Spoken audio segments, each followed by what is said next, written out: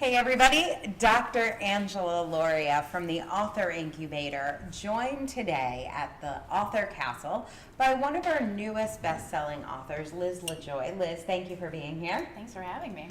Liz is the author of From Zero to Zen, Secret Keys to Nurturing Your Numbers and Finding Financial Flow.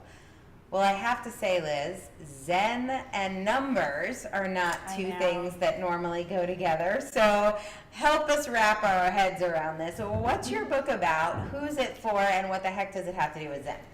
So this book is for coaches, creative entrepreneurs, people who are traditionally a little numbers discomforted, who phobic is the other word for it, just for the record. Who are working on building a business that they absolutely love but are feeling overwhelmed with the financial management part that is really required, maybe reluctantly admitting is required to build a truly successful business. So what I think I hear you saying is the type of people who want to have a creative business that's in touch with their soul are very often the same type of people who aren't super excited about numbers and maybe even afraid of them a little. Mm-hmm. Are you one of these people? Are these your people? These are the people that I'm loving spending time with, but I wrote this book because I've spent over 15 years in small business management, and numbers have always been easy for me. But when I started working in the online environment, especially in this creative and coaching community, I realized that there really weren't many great financial management tools out there that were approachable. And we have this idea that that money is hard. And the reality is, small business financial management doesn't have to be difficult, and it doesn't have to be overwhelming, and it doesn't have to make you feel like you want to throw up or tear your hair out.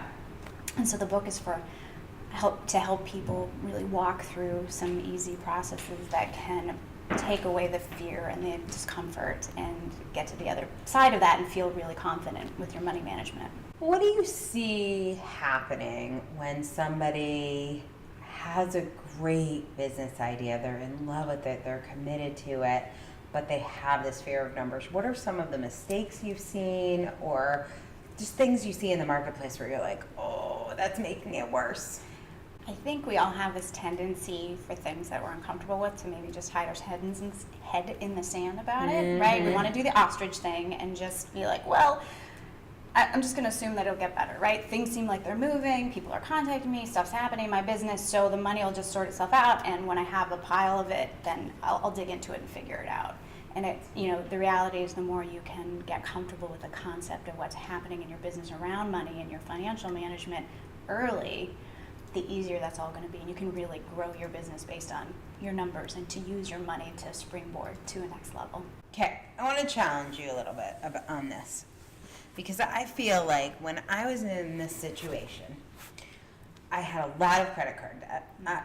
I didn't need to look at the statements, and believe me, I didn't. I still have many unopened envelopes. But I had a lot of credit card debt, and I knew it was a lot. I didn't need to know the exact number to know it was more than the money coming in, right? Right. So to me, it was like people talk about law of attraction in this space that we're talking about, creative entrepreneurs. They talk about having positive energy. And when I opened my credit card bill, and I knew my credit card limit was $54,000. Which was amazing. That's how I built my business. I love that credit card limit. And I knew that I owed more than $20,000, which was the last time I looked at it. So there's some number between $20,000 and $54,000 because it hasn't started dinging yet. And I have no extra money every month. And I'm reading Law of Attraction, which says I have to stay positive. Right. So here's my plan. Don't open the bill. Right. I really think I'm right about this. I would say that, but you not opening that bill is continuing to keep this awful weight on your shoulders, right? Because you know it's there, and it's like, oh, let's put it over here. Yeah, if you hide it under a pile. Have you tried the hiding it under a pile? That's what people do, or in a book. Mm-hmm. Right? Yes, I would Beautiful often place hide them to in put O that. magazine. Right. They would come at the and same Oprah time. would just I come in just and tuck help it in. you figure out how to manage all You of get that. a credit card bill payoff. Perfect. That would be awesome. Right. I think the It just reality is feels so awful, and Right. everyone's telling you be positive. How can I be positive and open that bill?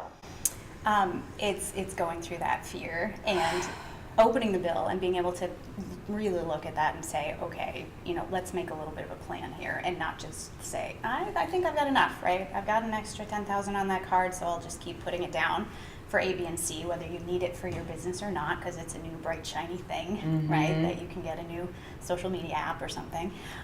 We like to do that when we're in that fear space, especially around spending.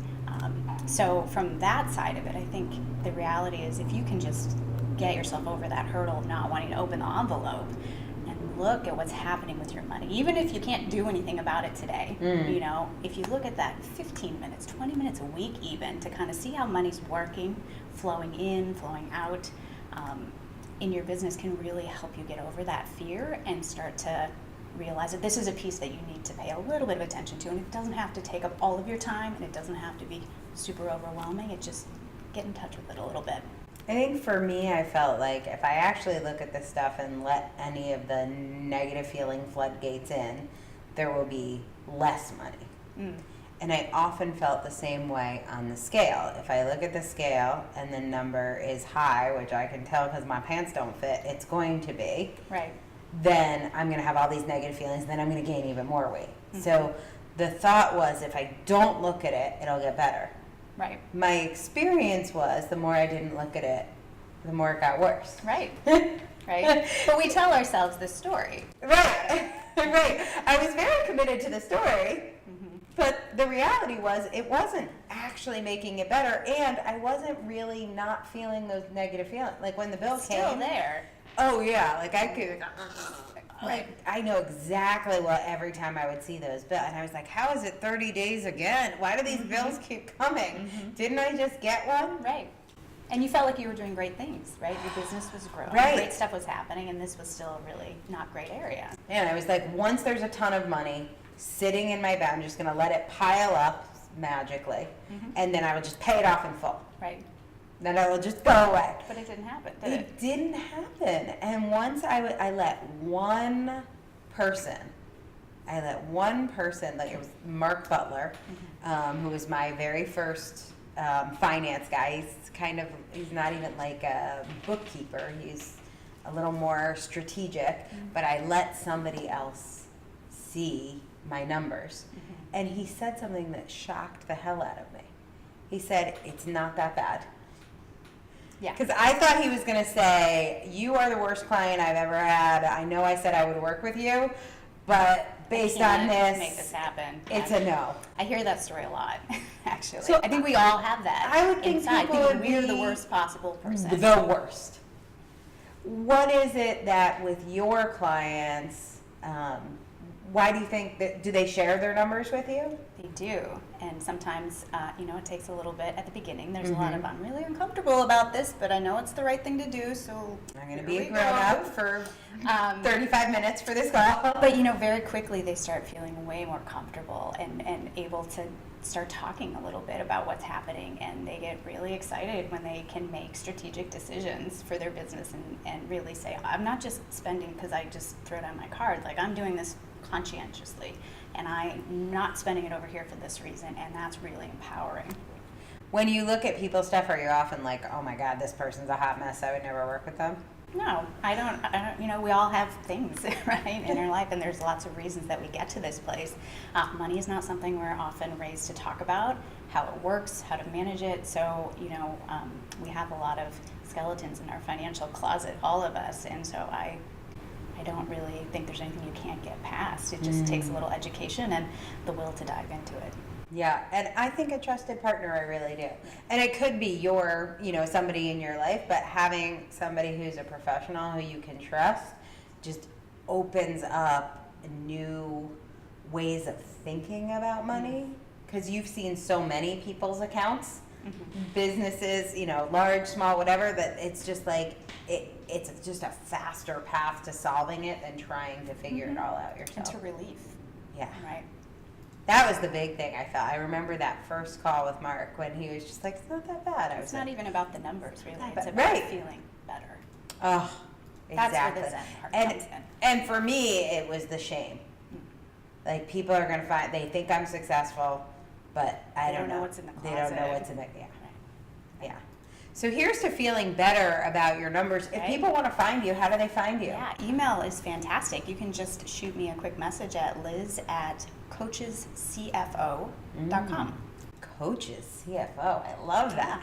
So Liz Lajoie, she is the author of From Zero to Zen, Secret Keys to Nurturing Your Numbers and Finding Financial Flow. I know it may not feel that way, but it is possible. It has happened for me, and it was because of having an amazing thought partner and steward of your finances, especially if you didn't have parents who really gave that to you. You didn't grow up in a house of bookkeepers where we just threw the ledger around and talked about that, which most people didn't. No. So I'm so glad you are out there as a coach's CFO.